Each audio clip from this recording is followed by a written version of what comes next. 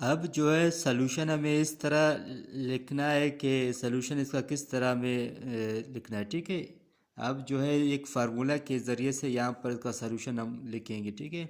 ये किस तरह सॉल्व होगा, ठीक है। सबसे पहले ये जो फोर्स है, ठीक है, फोर्स क्या है,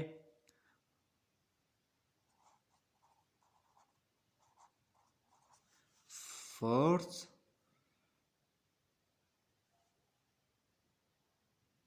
is equal to mass and acceleration, ठीक है, is equal to mass multiply by acceleration. जिस तरह हमने क्वांटिटीज़ में डायमेंशंस वगैरह निकाले थे, बिल्कुल वही चीज़ें होंगे, ठीक है। एक्सेलरेशन, अब जो क्या है, फोर्स क्या है, एफ है, मास और एक्सेलरेशन, ठीक है। एम ए इस तरह आप लिख सकते हैं, ठीक है। अब जो है फोर्स हमें पता है कितना वेट है, ठीक है, 20 है। अब जो है वेट को शो करता है, ठीक है, कितना वेट है हमारे पास, ठीक है। अब एफ हमारे पास है 20 न्यूटन, ये वेट है, ठीक है। और एक्सेलरेशन क्या है, 2 मीटर पर स्क्वायर सेकंड है, दिया हुआ है, ठीक है। और मास नहीं है, मास हमें फाइंड आउट करना है। फिर यहाँ पर हम एम को यहाँ पर लिखते हैं, M is equal to, F को इस तरफ लाएंगे, ठीक है, एफ लिख दिया।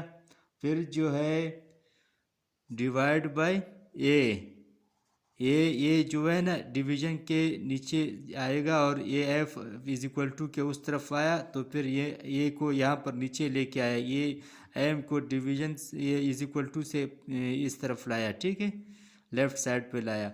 अब ये क्या बन गया, M is equal to force कितना है हमारे पास, 20 न्यूटन है, ठीक है। यहाँ पर मैं इस तरह लिखता हूँ, F is equal to 20 newton या केजी इसको लिख सकते हैं, ठीक है। और यहाँ पर मैं क्या लिखता हूँ, acceleration a is equal to कितना है, 2 मीटर,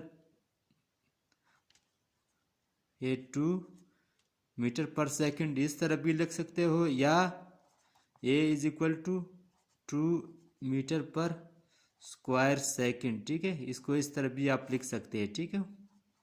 ये यहाँ से इस तरह आया, ठीक है, ये सिर्फ समझाने के लिए किया था मैंने। अब जो फोर्स की जो वैल्यू है वो 20 न्यूटन है, 20 न्यूटन, या इसको 20 केजी आप लिख सकते हो, ठीक है। ये 20 लिखा, ये न्यूटन लिखा। फिर एक्सेलरेशन कितना है, 2 मीटर पर सेकंड है, ठीक है, 2 मीटर, ये आ गया। अब जो है एम इज इक्वल टू, ये 10 को इससे डिवाइड करता है, 2 10 दूना 20, ठीक है। फिर क्या आया, 10 न्यूटन आया। अब जो है ये इधर ये ख़त्म हो गया, क्योंकि इसके साथ इसकी कोई ये जो है ना मीटर स्क्वायर हो गया, ये जो है केजी में इसको नहीं लिख सकते, ठीक है, इसलिए यहाँ पर ये बिल्कुल ख़त्म हो गया, ठीक। अब 10 न्यूटन आ गया, इसका मतलब है 10, 1 न्यूटन 1 केजी के इक्वल होता है, ठीक है, 1 newton is equal to 1 KG, ठीक है। फिर इसलिए हम इसको क्या लिखेंगे, 10 केजी लिखेंगे, ठीक है। ये आंसर यहाँ तक का आ गया, ठीक है, ये इसका आंसर हो गया। उम्मीद करता हूँ आप भी अगले जो है ना क्वेश्चन होंगे वो भी आप इसी तरह सॉल्व कर सकते होंगे, ठीक है।